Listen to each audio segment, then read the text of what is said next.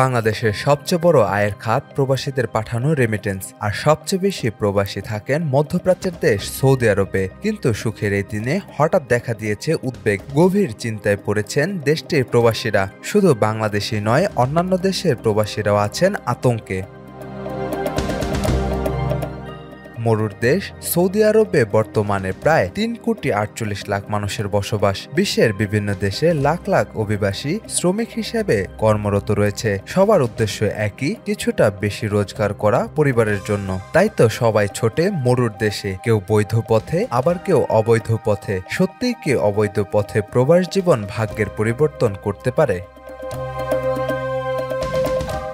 সম্প্রতি আবাসন, শ্রম ও সীমান্ত সুরক্ষা আইন লঙ্ঘনের অভিযোগে সৌদি আরবে 21,000-এর বেশি প্রবাসীকে গ্রেপ্তার করেছে দেশটির আইনশৃঙ্খলা বাহিনী। সৌদির স্বরাষ্ট্র মন্ত্রণালয়ের এক বিবৃতির বরাত দিয়ে এই খবর জানিয়েছে সংযুক্ত আরব আমিরাতের ইংরেজি দৈনিক গালফ নিউজ।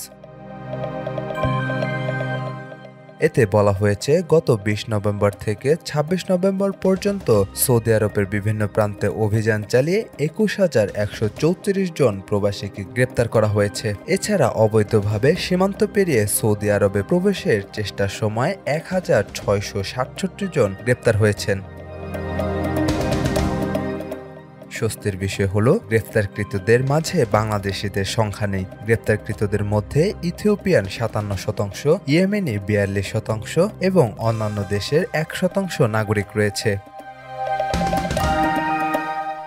মধ্যপ্রাচ্যের এই দেশটিতে অবৈধভাবে প্রবেশের সহায়তার চেষ্টাকারী ব্যক্তির 15 বছরের কারাদণ্ড এবং 10 লাখ সৌদি রিয়াল জরিমানার বিধান রয়েছে। সৌদি স্বরাষ্ট্র মন্ত্রণালয় এই বিষয়ে বরাবর সতর্ক করে দিয়ে আসছে।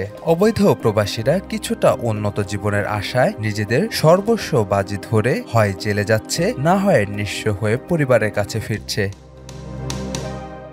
সাজিদ আকরাম, সৌরভ, আজকাল।